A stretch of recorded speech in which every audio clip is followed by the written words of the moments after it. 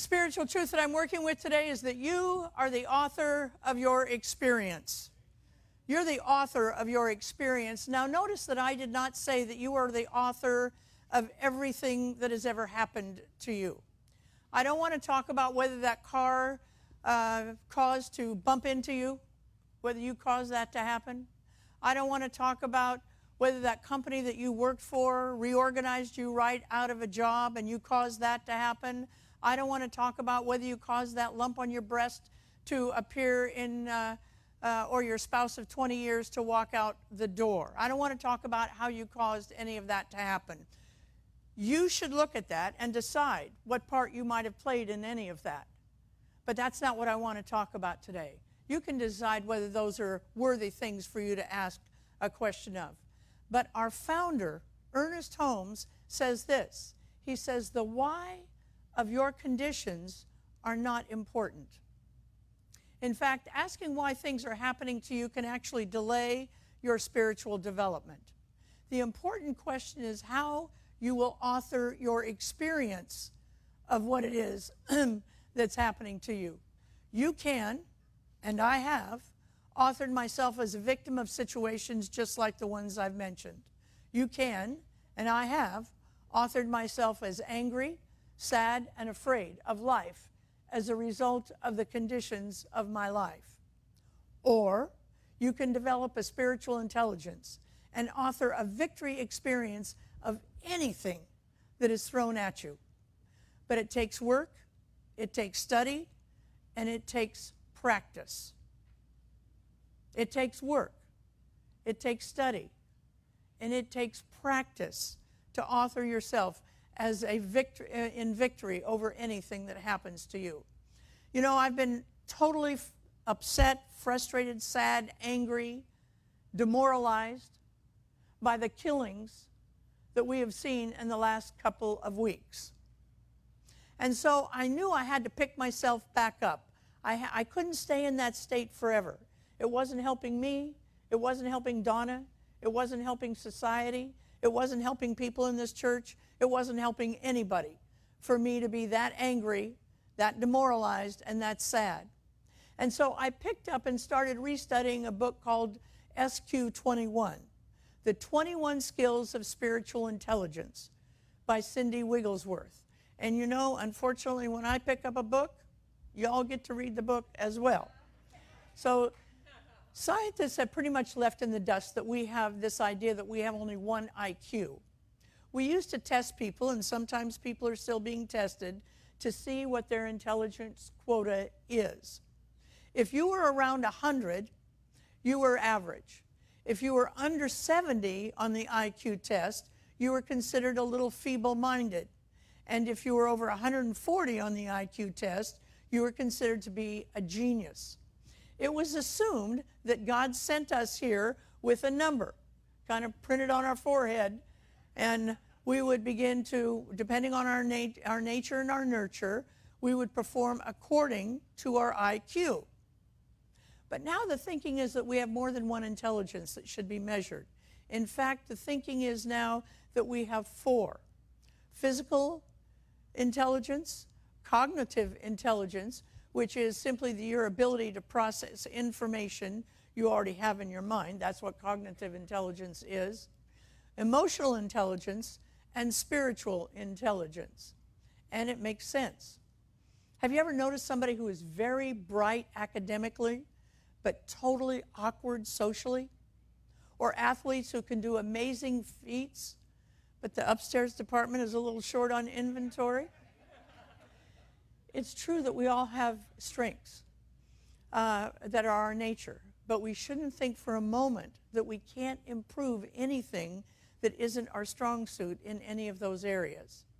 Each of us have areas of intelligence that can not only be improved, but that must be improved for us to become spiritually intelligent. So let's go to the spiritual intelligence, because if we can improve our spiritual intelligence, we can improve every other intelligence that's being measured in our lives. So what is spiritual intelligence? Here is the author's definition, and it's one I love. The ability to behave with wisdom and compassion while maintaining inner and outer peace, regardless of the situation. So let me say it again.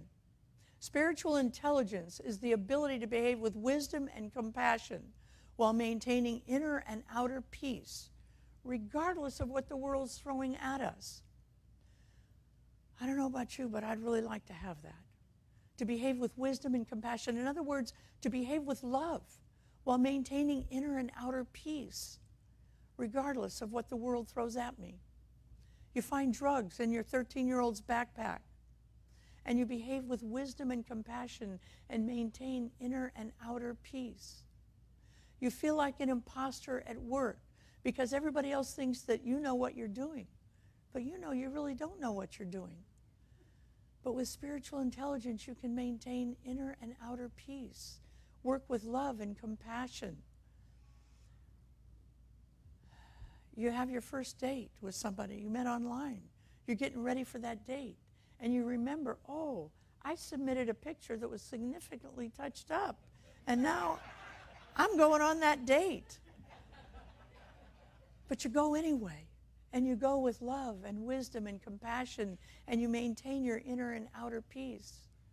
You've just heard that one more black man was murdered by police. And yes, you're going to go to that rally. Yes, you're going to march your heart out. Yes, you're going to demonstrate. But you're going to go there with love and compassion and wisdom and maintain inner and outer peace. I don't know about you, but I want this. I want to be spiritually intelligent. To become spiritually intelligent, you have to see yourself as an evolving person. Kind of like what Reverend Brenda was talking about last week. We're not nouns, we're verbs. We're always moving, we're always evolving. As Lao Tzu would say, we're emerging, flourishing, and dissolving all the time.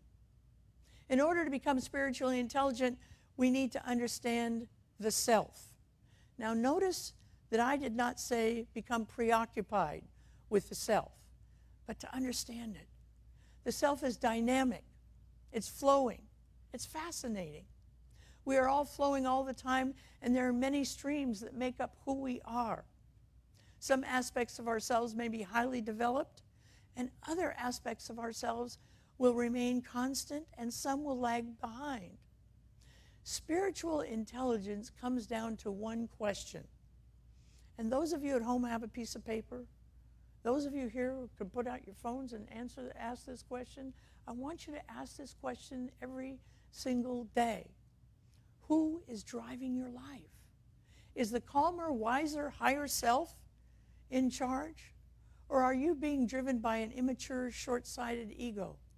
Or perhaps you're being driven by the beliefs and the values of others. If you're willing to keep this one question before you, you can achieve spiritual intelligence and begin to use the skills of the spiritually intelligent.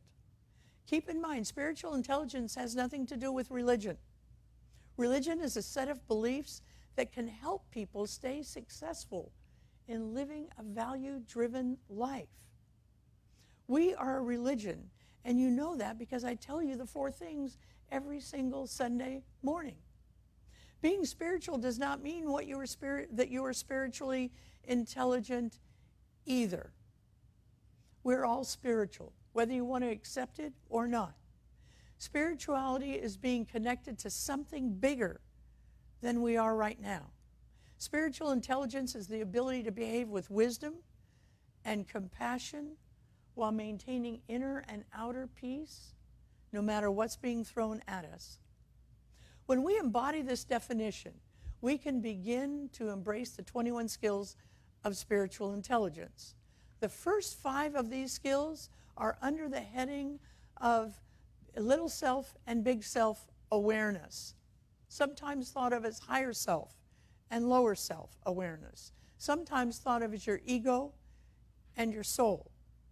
The first skill is awareness of your own worldview, or what filters do I see the world through? Worldview does not refer to what you see, but actually how you're seeing it. There's a book that I recommend to everybody. It's a book called Why Are the Black Kids Sitting Together in the Cafeteria?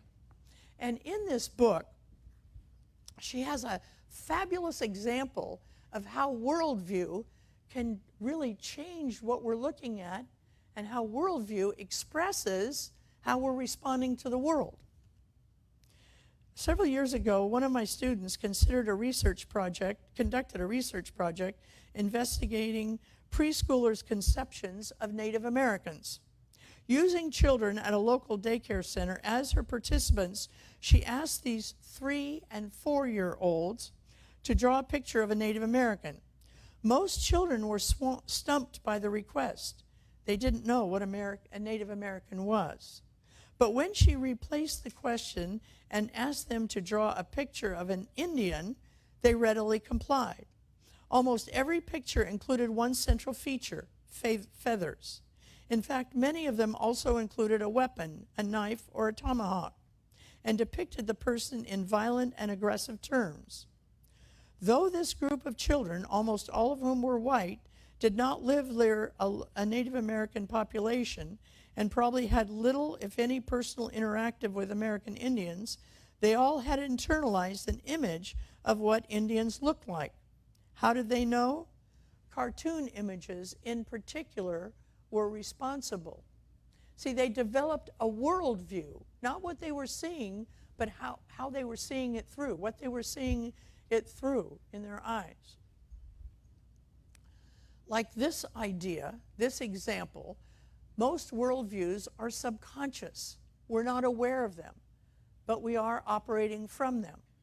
To become spiritually intelligent, in other words, to have wisdom and compassion, an inner and outer peace, no matter what's been thrown at us, we need to train ourselves. And that's why we're in spiritual community, to train ourselves.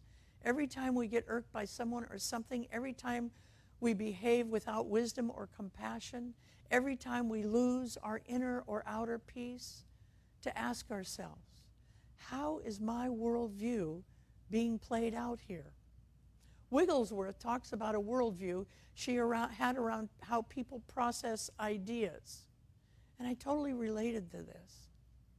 She considers herself an introvert. And when she's processing information, she prefers to look at that information by taking things logically, by being quiet and processing everything before she speaks. She was quite shocked to realize that extroverts process by speaking their minds out loud. What she had been interpreting as yammerers with half-baked ideas that are a waste of time were actually essential conversations for extroverts. They needed to be able to talk it out. They baked their ideas by talking them through with each other. Once she got that, she was able to experience the yammerers with compassion and love in her life. Skill number 2 is awareness of life's purpose. People who are living intelligent lives are aware of their purpose, whether you call it your mission, your vocation, or your calling. Abraham Maslow wrote in the 20th century, a musician must make music, an artist must paint, a poet must write, if he or she is to be ultimately at peace with themselves.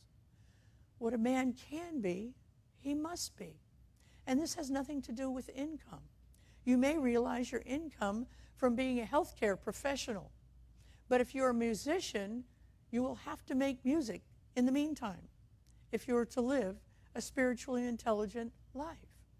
The Gospel of Thomas, discovered in Egypt in 1945, reminds us that if you do not bring forth that which is within you, that which is within you will destroy you.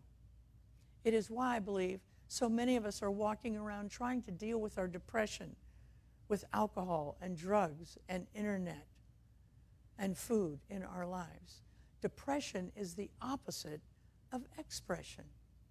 I have a friend who loved being a mom and was lucky enough to be a stay-at-home mom all the time her kids were growing up. When the youngest of her 2 kids, which were only 2 years apart, When the youngest of the two kids went off to college, she was struck with paralyzed depression from being an empty nester. Her calling was to be a mom, and her kids weren't at the place yet of having their own children, so she couldn't even be a grandmother yet. Well, her husband got sick of all of her whining and upset. He finally talked her into going and volunteering in the Head Start program. She thrived. She started baking cookies before she went every morning to the Head Start program. She started studying Spanish on her off time. Caring for children was her life purpose, and she was living it so that she could live a spiritually intelligent life.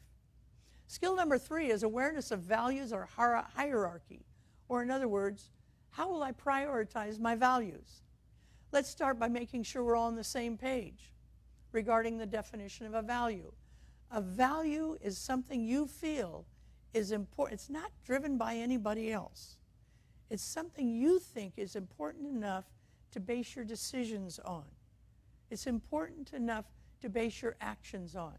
For instance, if you say you value health, but you don't take care of your nutrition and exercise, your health is not truly a value.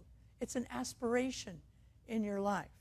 Gloria Steinem says, if you want to know what your values are, look at your checkbook. You begin to see the priority of your values.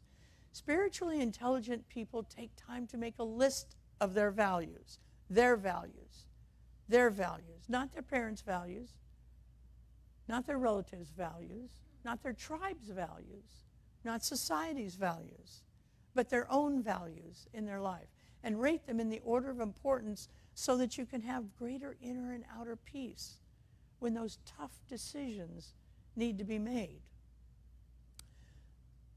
The next Sunday that I'm going to be up here speaking, I'll be here every Sunday, but the next Sunday I'm going to be up here speaking, we're going to cover several more of these skills of the spiritually intelligent so that you and I can learn to live with more peace in this time that is so tumultuous, this time that feels so unfair in our lives. There's a spiritual answer for us, and I found great help in this book, The 21 Skills of the Spiritually Intelligent. Let's take this message into prayer, knowing that there's only one power, and it's the power of love that runs right through me, whether you call it God or Allah or Elohim or the sacred grandmother tree, whatever name you give that, even your own name. You know that the presence of the Most High is with us all the time. I give thanks for that. I give thanks for that guiding light. I give thanks for that vision of hope during this time. I give thanks. I release this word into the law, and together we say, and so it is.